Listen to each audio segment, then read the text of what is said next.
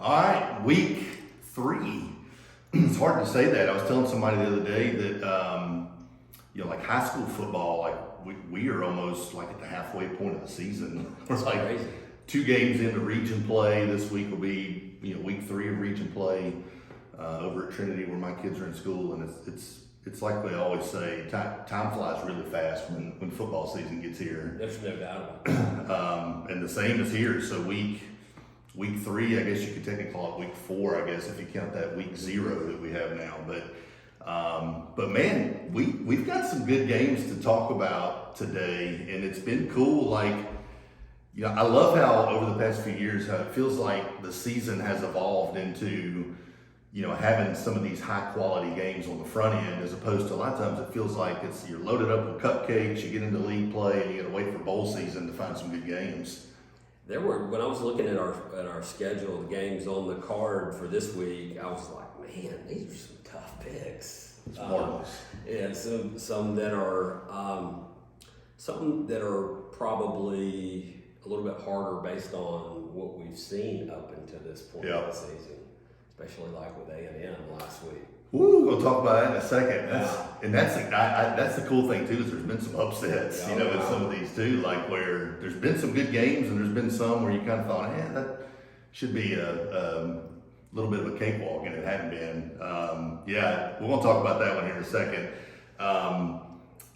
You've got a little something teed up for us here to talk about our first game of the week. Yeah, let me get the mood started. So we've got.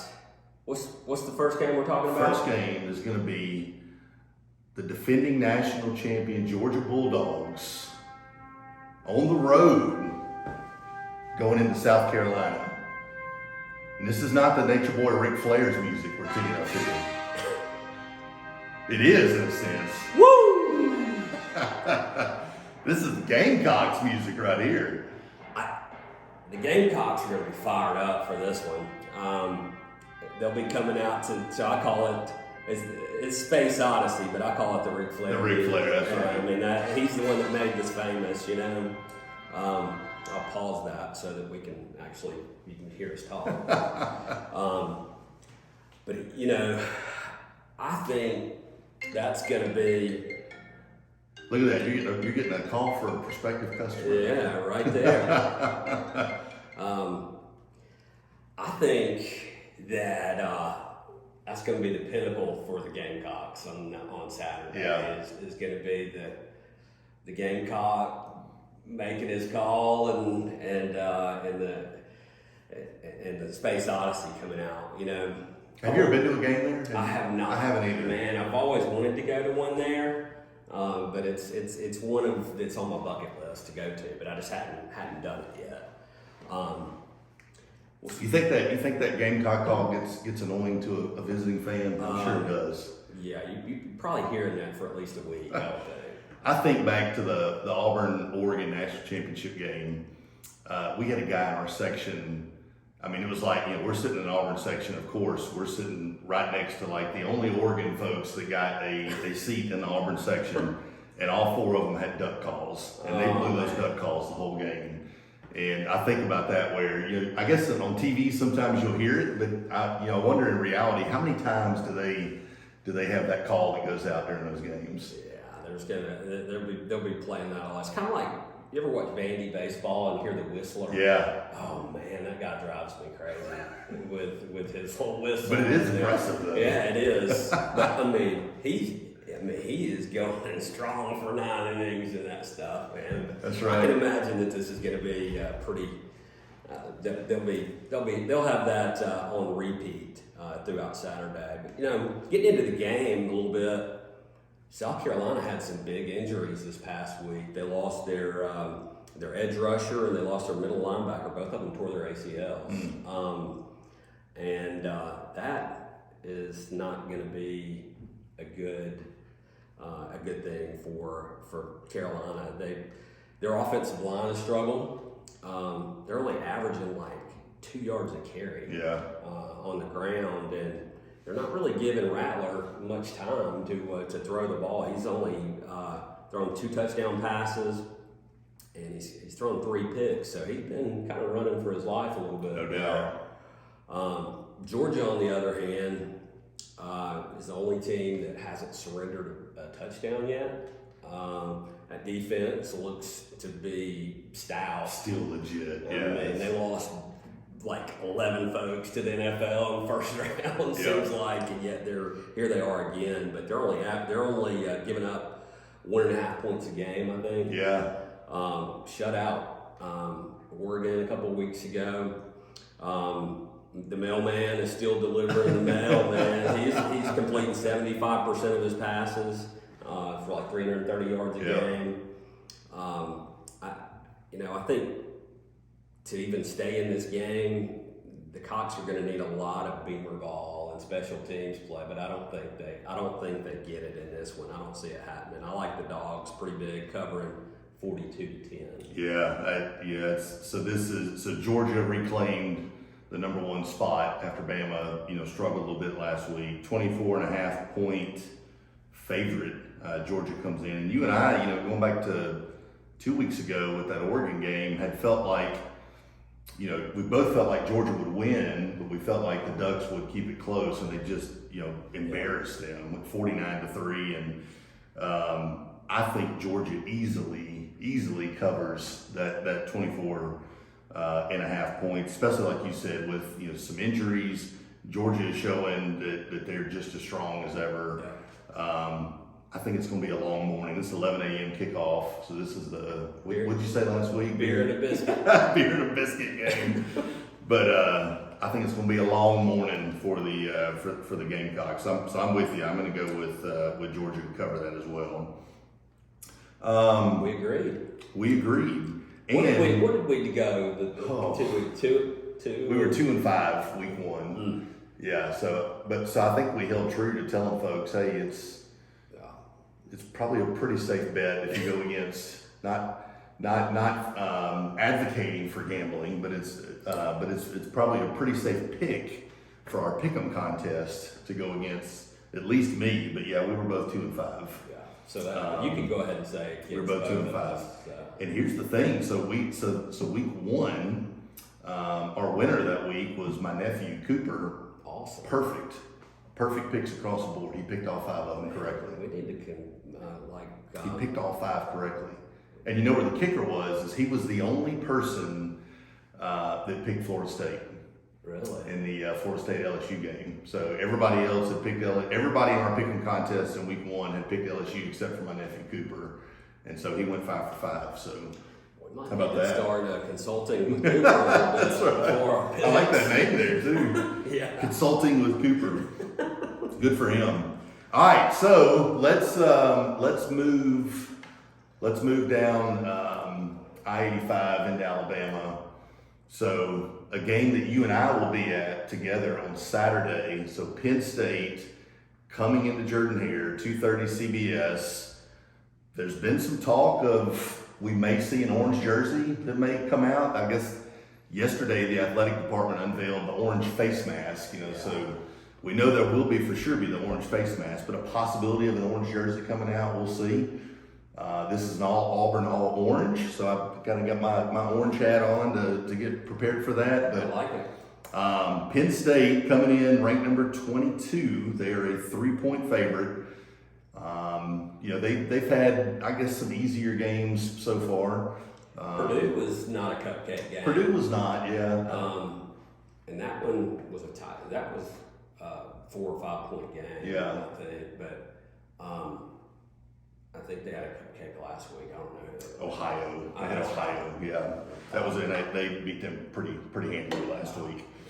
So this could be an interesting game. And there's it's a sellout. There's a lot of anticipation. I think around, and I'm sure you'll mention it too. There's anticipation around quarterback play. I think there was some Auburn faithful had some frustrations last week, and it feels like that's the case a lot of times with quarterback play, but still a lot of unknowns. And this could be one of those games where either it helps build confidence for Auburn fans going into the rest of the season, or it could be one where Auburn fans are thinking we may be staring at another Birmingham Bowl bid again. Yeah, you're exactly right with that. Last week I felt like there just wasn't any. I wasn't there. You were there. Yeah. We kind of talked about it, and there just wasn't much energy. Auburn came out flat, and it just carried over. It's just like, man, when are they going to turn it on? When are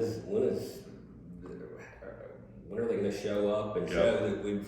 I mean, this is an SEC opponent versus whatever San Jose State is, but Mountain West, I think. Yeah, but I don't think there's going to be any problem with the fans or the team getting up this week. Yeah. I mean, this game is one is probably for the past year has been the hardest ticket to get for an Auburn game. Yeah. And there's just been a lot of excitement built around this game since it was announced that we're playing the home and home series. And so I think that it's going to be loud. You sent me that message where who was it that was saying that they expect to break a decibel record? Yeah, something along those lines with noise. And you have to think, on top of the crowd noise, they'll probably be pumping some in through that speaker system too. There's no doubt. Sean Clifford, Penn State quarterback, this dude is in his 6th year.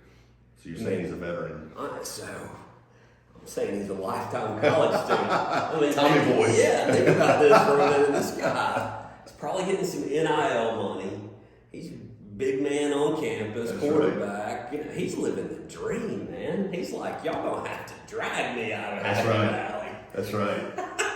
But he's pretty solid, I mean, he spreads the ball around a lot. Last week,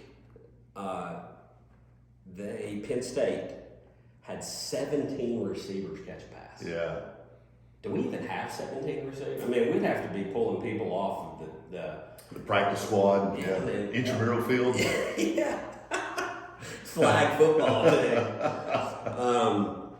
Big question, I think, for this one for Auburn is the QB spot. Yeah. TJ and Robbie Ashford have shown some flashes that there's potential there, but at the same time, they've turned the ball over. So I really like watching Ashford run the ball. Yeah. I mean, he's got that game-breaking speed that kind of reminds me of the Nick Marshall. Yeah, I agree.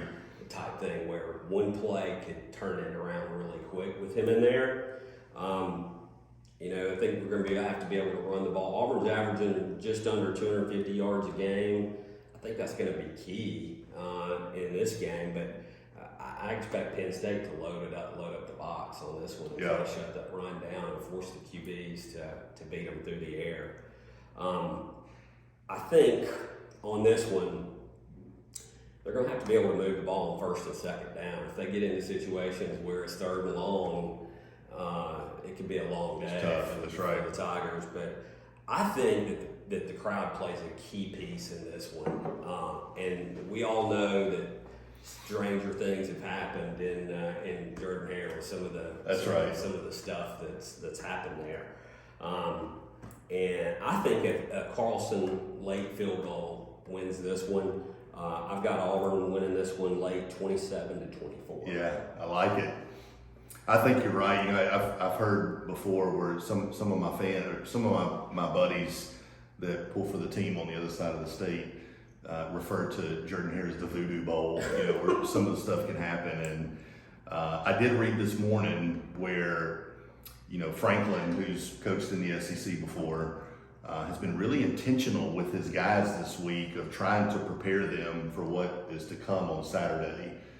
From the pregame, from, Tiger Walk to the Eagle Fly-In to, when the band comes out in the beginning. They've done a lot of practicing this week with a lot of crowd noise just because they know it's going to be loud.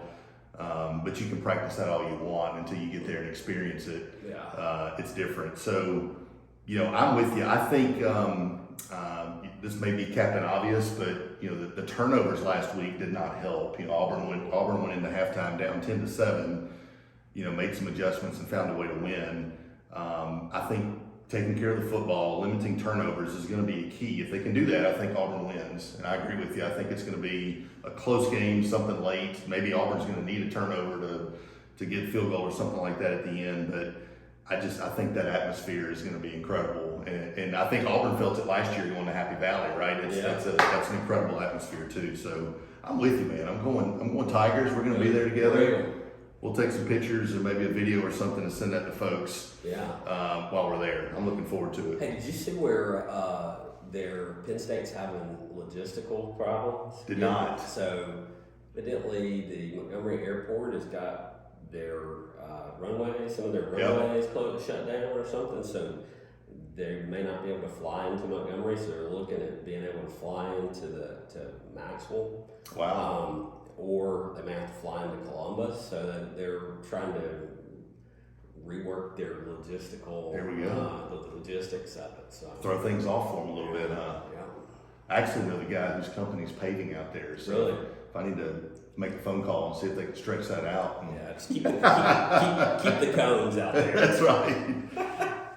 Never know how that could play in. All right, let's go to the other side of the state. So Lamo coming into Tuscaloosa. Lamo's 1-1. Bama's 2-0. Bama's a 49-point favorite. We talked about this 2 weeks ago in week 1. You know, where it's like it's always tough when you're picking against the spread, and that's a big number regardless of who you're playing. But man, Bama has shown that they don't have any problem covering those numbers. And you know, if the straw man's tuning in, he probably knows I'm going to bring this up. But Saban's first year in Tuscaloosa, Lamo came in and shook them up a little bit and won a close one. I think it was 17-14 is what it was, Saban's first year. But there's no way that happens again this year, right? No, I don't think Terry Bowden's got. You know, I don't think the Warhawks are going to have much of a chance especially with Alabama coming off of their game last week. I mean, that was a tough game. Yeah. Going on the road, playing that early kick against Texas. Man, they had 15 penalties for 100 yards, and I think I just saw Will Anderson jump off sides again. Yeah, no doubt. He wasn't in the right frame of mind or something. That dude's an animal. But he wasn't. That wasn't his best game last week. He did make a play toward the end of the game that made the difference in the game, though. But you know, I don't think Terry and the Warhawks have much of a chance. And I think we talk about the number. Alabama's covered their last 3 games as a favorite of at least 40 points. Yep. I don't think they have any problems with this. I think they're up 49 at halftime. Yeah, and they're going to be pissed. You know, I mean, there's no doubt that so they've lost the number 1 spot, but that doesn't mean anything at this part of the year. But just that Saban was in their ear all week about the penalties, the mistakes. You know, I don't think Alabama's got the deep threat that they've had, but they're not going to need it this week. I agree. I've got Bama big in this one, 63-3. I want to say the Warhawks can put 3 on there. I think they find a way to squeeze a field goal in somewhere. Yeah. Yeah, I agree. I really think there's a chance Bama's covered by halftime. But I will say, in all fairness, to come back to the comment earlier about how they snuck up on them that year, I did see that Bama hasn't lost in non-conference play since that game in 2007. That's insane. At home. Yeah, that's incredible, isn't it? So, regular season at home, they haven't lost a non-conference game since that Lamo game in 2007. So, Lamo is coming in 1-1. They beat Nicholls State last week. Here's what's interesting too is I didn't know this till I started looking into this game. So last week they played Nicholls State. The week before that, Lamo played Texas, and Texas beat them 52-10. Now I know that logic doesn't always play in, but that Texas handled them pretty handily, beat them by 42 points the week before. Texas played Alabama the next week. So I'm with you. I think Bama. I had them at 63-10. Where towards the end, maybe like when they're getting some 3rd and 4th string guys, somebody finds a way to score, but easily covers. All right, so let's cover one more, and then we're going to get to talk about a mortgage win. So this one was interesting. I had to double take this one to make sure that I saw that the line was correct when I was looking at it. So the Mississippi State Bulldogs, 2-0, going to Baton Rouge, Tiger Stadium. It's a 5 o'clock kick, so it's not the 6:30 where the Tiger fans have had all day to get fully sauced, but they've had a chance to They're going to be good. to be feeling good, marinated by 5 o'clock. LSU's 1-1. Mississippi State is coming in as a favorite, as a road favorite. They're favored by 2.5 points going into LSU. First glance on that, that one's. I don't think that's the case, but I'm curious to hear your thoughts about how you think this game's going to go. So, before I get to that, something that I just got to touch on here that just really that I thought was awesome. But did you see where after the Florida State game, where the beat writer called out? So the beat writer goes in and she's late, and so Brian Kelly makes the comment something like. Called her out for being late. He was joking that she owed him $10. Did not see that. And her response, which is classic, said, "Maybe if you won, we'd be on time." Oh. Did that zip him up when he said that? Yeah. So that was hilarious. That's pretty good. Yeah, and so he didn't get off to the best start against the Noles, but so this one, I'm kind of torn on this one. But the Pirate has, the Bulldogs playing really good ball. Their defense is strong. Last year, LSU jumped out to a 21-3 lead, but Bulldogs made it close in the fourth quarter, and it was a 28-25 game. Of course, that was at Mississippi State. Now, Jaden Daniels is starting to put things together a little bit for their offense. I think the last 8 times that he's led a drive, they've scored touchdowns, but they played Southern last week. Yeah. So, he's got a blind spot for Keyshawn Butte, though. Yeah, that's your guy there. Yeah, and this dude's a playmaker, but he can't find him. He's only caught 7 balls for 62 yards. Yeah. So far. And so after the Florida State game, he went and took all of his LSU-related stuff down from social media. It's like, is this dude is he about to hit the transfer portal, after game 1? Yeah. And so it'd be interesting to see how the matchup between Mississippi State's defense and LSU's offense, because Mississippi State's defense has been playing solid. They've had a takeaway in 46 of their last 55 games. Last week they broke up 9 passes, had 3 picks. Yeah. And Will Rogers is completing 80% of his passes. He's playing like a stud right now. And he's, I think, second nationally with 9 TD passes, third nationally with 381 passing yards a game. I think that Will Rogers is the difference in this game. And I think that the Bulldogs win and they cover 38-31. All right. There you go. That's the night game aspect is what really has me torn on this one. If this was one of those 11 o'clock kicks or even the 2:30 CBS, I've been to both environments at Tiger Stadium. I've been to a 2:30 kick and I've been to a 6:30 kick, and they were both very much different experiences. Yeah.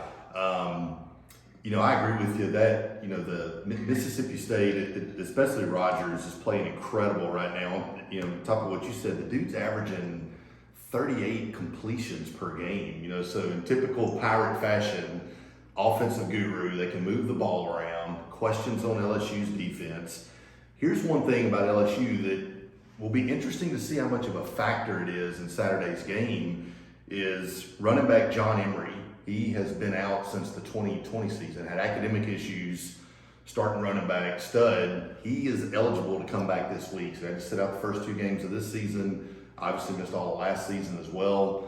You think for a young man that is competitive and just been sitting, waiting to get back in, you have to think that guy is telling Kelly, give me the ball early. Yeah. Let me show what the world's missed out on. That's a little bit of an unknown for me.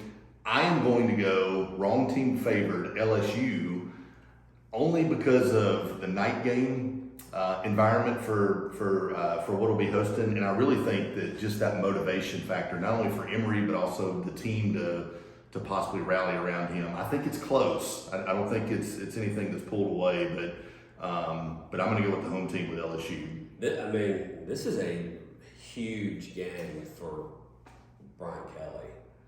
Folks are squirming already. Oh, yeah, they're like, did we make the right move? And it's not just that they lost the first game; it's just how sloppy they were. It was. I mean, it just wasn't a very well. They didn't look like a very well coached team.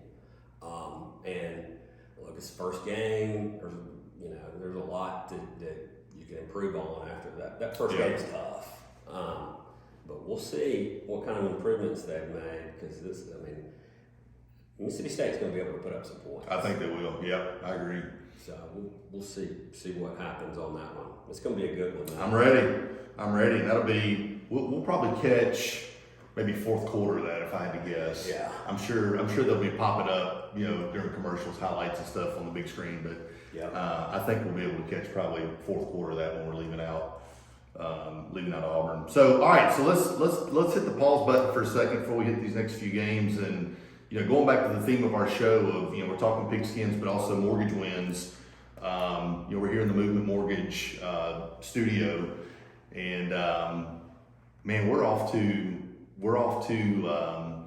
an incredible start. I think in the time that we've been here, we're taking some ground and really making a name for this company here in the Central Alabama market. While Movement is new to Central Alabama, we're not new to the mortgage business. We've been around since 2008. I saw the other day where we have springboarded to the number 6 retail lender. So we were number 8. We've springboarded to number 6. We're growing like crazy. We've had a big team that just joined us down in the Enterprise area this last week, and some others across the state. So it's an exciting time right now. But in the spirit of telling the story of our company, I know you've got some good things that you want to share with us. So let's talk about some mortgage wins. The mortgage business is a lot like football, right? So you've got to have a good team. It takes a total team effort to win. Yeah. And it takes everybody doing their job.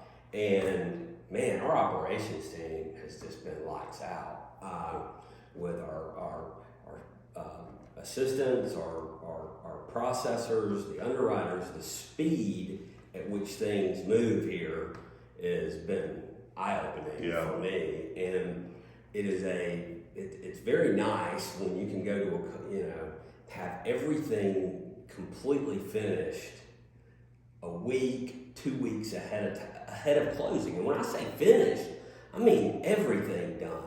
The package is out to title. It's balanced. The borrower knows how much they've got to bring to closing. We've already got the quick closing package out to them to sign. They're part of the documents there, so they're not sitting in there for an hour signing a bunch of documents anymore. But it's just it's been really nice it takes a lot of the stress out of it for the borrower. They can focus the next, that last week or so on the logistics of moving and setting all that stuff up. But it's just been, I know you've had one that just breezed right through in like 13 days. 13 days. It could have been quicker. There was a home inspection that was being done, and that needs to happen, but we were waiting on that part to be done to get the appraisal, so it could have been done quicker. And now here we are. We're still a week out from closing, and the title companies had the package for 3 or 4 days now. So that's awesome. What you're saying too, it reminds me. When you and I first got in this business, it used to be that a lot of times you didn't know how much money you needed until maybe when you walked in the door at the attorney's office. And there was a lot of stress that came with leading up to a closing, and it shouldn't be stressful, right? When you get to closing and you're getting the keys handed to you, it should be a very exciting, and in my opinion, stress-free. And that's been the experience so far. Is all that stuff is done, and there's no questions. You show up, a couple of signatures, here's your keys. Yep. Congrats on your new house.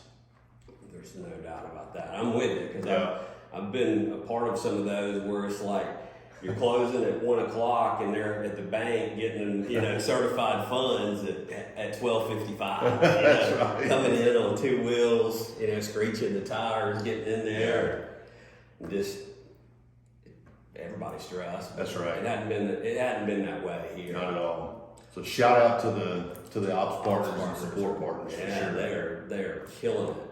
We've got one other win that I want to share with you. We have a deal that we won in a competitive situation. So it's a nurse that's relocating to the area. She's been a travel nurse for the past year, and so she's moving here, taking on a permanent role, actually taking on with one of the local hospitals, and she's actually a NICU nurse, which is something that's near and dear to both of us, with both JP and Addison being in the NICU. So, but anyway, so when she was working pre-approved with another lender, and because of the job change, they told her, you won't be able to close until the end of October. And so their thing is, hey, we're living with mom and dad, with her parents right now. You've been out in Vegas, and then you got to come home and you got to live with mom and dad after living in Vegas for a year. It's probably a tough deal to swallow. No doubt. And so they're like, we want to close as fast as we can. So here's the deal. We're going to be able, we've already got everything from the borrower aspect clear. We're just waiting on the appraisal to come in, title to come in. This thing should be in hopefully by the end of this week. Yeah. We're looking at being able to close this thing by the end of September, when they were looking at being able to close it at the end of October. Wow, that's incredible. We did the work on the front end to make sure that they wouldn't require some of the same stuff that the other lender was going to require. Yeah. And the reason that we win the deal is because of speed. Yeah. Now, it helps that we also beat them in rate, but True. the number one reason is because of the speed. Yeah. That was the most important thing to the borrower in that. But excited for them to be able to get settled into their house and get, let mom and pa have their space over there and all that. But again, from Vegas to mom and dad's house, man, what a journey! That's right. What a journey. Well, yeah, speed wins for sure, right? And like you said, sometimes you can equate some of this stuff to football. So let's talk about how speed is going to play into this next matchup here. So we've got Miami. Miami's jumped up to number 13, and so they're coming into Texas A&M. I think everybody saw the Texas A&M game last week, and that was one of those, like we were talking about at the beginning, where it was like, is that right? Is that the right score? And man, just some of the videos that have come about since then. Those videos of all the kids leaving the dorms, and now you got game day that's going to be there this week. You got Miami coming in, and Miami almost kind of reminds me of some of the comments I made about Florida State a couple of weeks ago, where it seems like every year or two, like Miami pops in, and Miami's trying to get back to the days of old, but then they get 3-4 games in the season, lose one to somebody they shouldn't, and next thing you know, they're not in the conversation anymore. So you wonder, is this the year where with Cristobal, where Miami breaks the ceiling and starts showing signs of what they used to be? Or is this one of those games where Texas A&M is chomping at the bit to kick the football off and get a little retribution over what happened last week? I think they're going to be going into a very angry den, but because A&M didn't just lose that game last week, they got dominated. They did. By App State. I'm talking, the time of possession was like 42 minutes to 18. Yes, that's right. Like, they could not get App State off the field. And then when they did, their offense couldn't do anything. Yeah. For me, it'll be interesting to see if they stick with, what is his name, Haynes King or whatever, the young quarterback. Man, their offense is ranked 102nd, 102 in the country in total offense and scoring offense. Yep. Not good. And you're right, to your point. Yesterday, there was at the press conference yesterday, it was announced that I guess Fisher is looking into possibly replacing King, and the two options are a transfer from LSU, Max Johnson, or a true freshman, A guy named Connor Weidman, true freshman, are the other options to turn to. So that'll be interesting to see if somebody else takes the snaps on Saturday. This is a really big game. I feel like we're saying this in every game, like it's a really big game for the coach. But with the coin that they're throwing at Jimbo, they're not throwing that money out, that Texas oil money out there for him to lose to App State. That's right.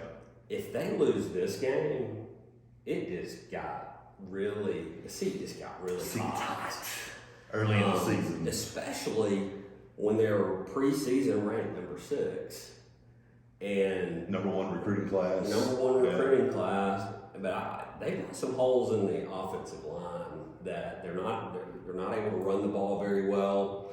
On the flip side,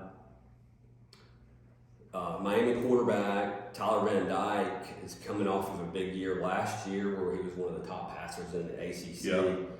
Threw for almost 3,000 yards, 25 touchdowns. He's already got like 456 yards, 3 touchdowns this year. The Aggie season to me is riding on this game, and Jimbo better call in the troops on this one.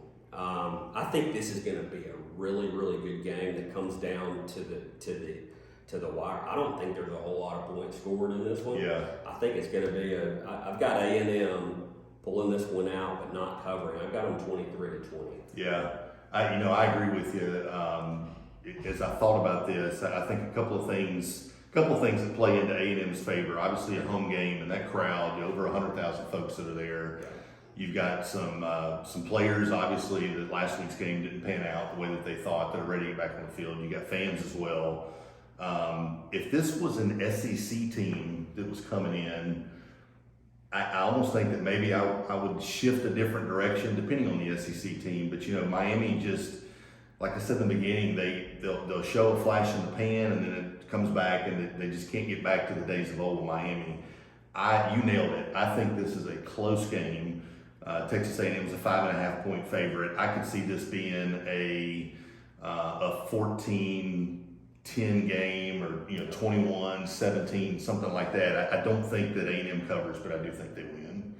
I think it's going to be a good one that comes down to the wire. Man, but I think you're right. It's one of those where can you talk about a hot seat in week 3? And I think if they did lose, especially if they lost it, losing's one thing. If they lost it in convincing fashion, or if Miami comes in and dominates them, like you said, like App State dominated them last week. Woo, that pressure cooker is going to be turned up, brother. I do think A&M's preseason ranking is heavily weighted on them beating Alabama last year. Yep, I agree. They did bring in the number 1 recruiting class on paper, so they've got talent, but that doesn't always just mean that these guys are ready to plug in and go. I mean, they've still only got 2 months of football with practice and the game. I mean, they've still got a lot of room to grow. They can still be a very dangerous team, but it could also go the other way. Yeah, really fast on them. That's right.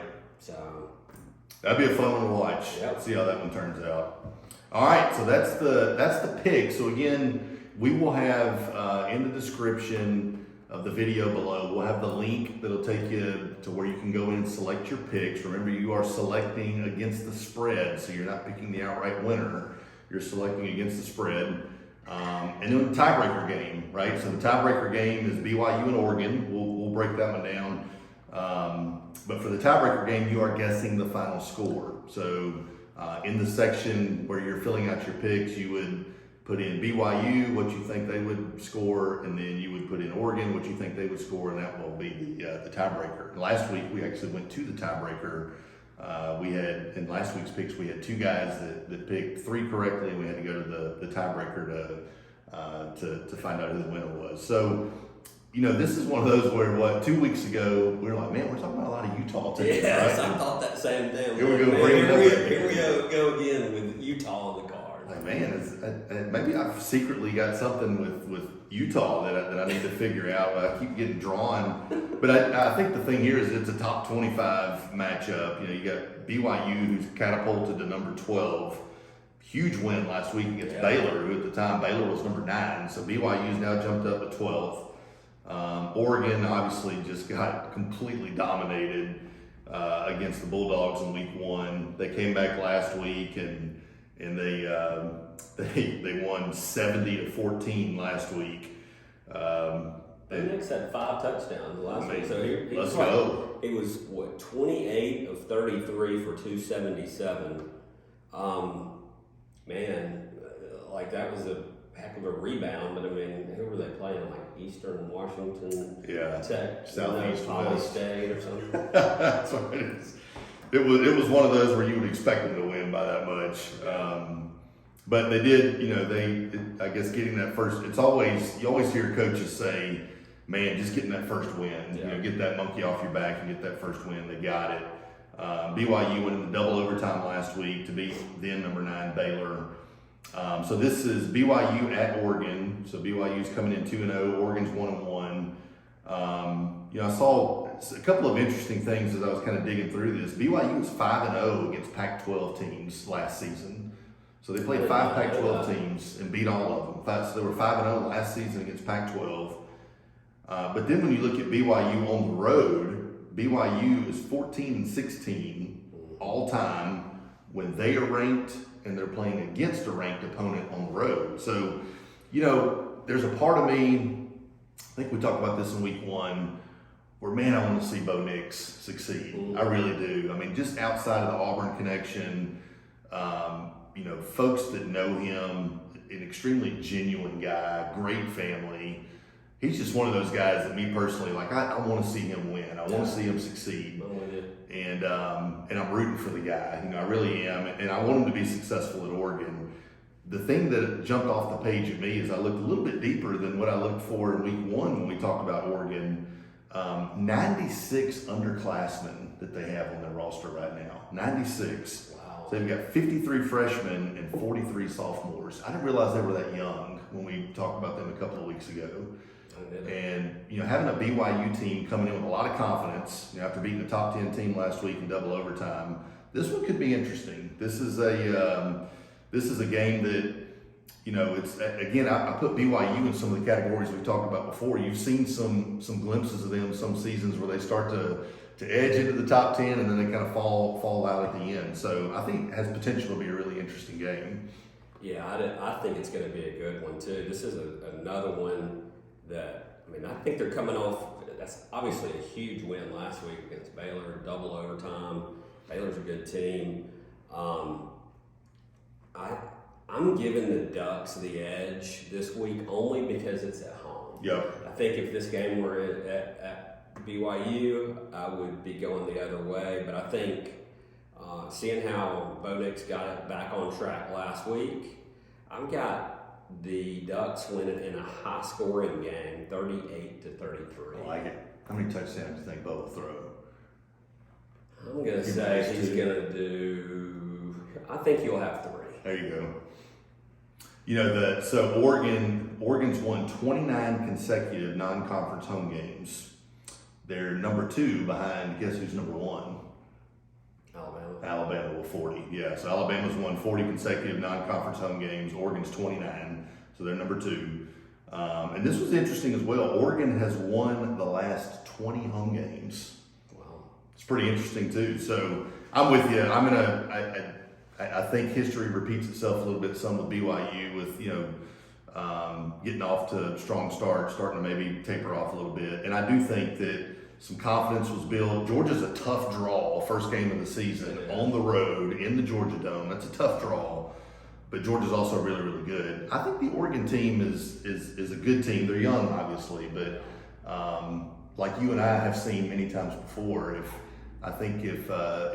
Bo can have a good game, not have turnovers, I think they're in a good spot. So I'm going with the Ducks 28, BYU 21. Okay. Is where I'm going. I'm going Ducks too. All right. So it's all our games for the week. So again, we'll post that down and you know, I thought I would end today in the spirit of mortgage wins. So the past 2 weeks, last week I was at our home office for just a quick trip. I was there this week for just a quick up and back with the team I mentioned, Enterprise, that joined. They're in training, so I did a quick up and back.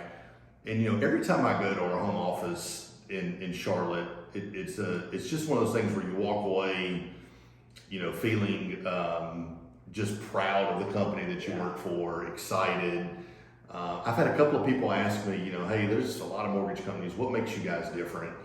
And you know, the thing I think you can really experience and feel what makes us different if folks are able to ever go to that office and experience that environment. But it's really just the heart of our owner and our company that is all about giving back, all about community, all about legacy, making things better than they are. And you know, it's a deal where I got to see some, you know, the big checks, you know, that folks give away. They had a couple of those that they presented this week, where some local nonprofits had come in the day before. They had given some money away. But you know, our company gives away 50% of our profit every year. And I've had people say, well, how do you guys survive if you're giving away 50% of your profit? And the answer is really God's provision. It really is. You know, over $8 million year to date that our company, and I say year to date, that's really through July. You know, we're mid-September, but you know, through the end of July, over $8 million our company has given away to local nonprofits, churches, community involved organizations, and these schools. You know, building schools. We're up to 7 charter schools that have been built, and our company wants to build 100 over the next 10 years. And you and I are going to help spearhead and make sure there's one built here in Central Alabama as well, which is pretty exciting. So, you know, for me, we talked about some transactional type things, but you know, I think in the spirit of folks, you know, they learning about movement and hearing what we're all about is really, really incredible. The heart of our company, and I really think that's what makes us different. Is we truly walk the walk.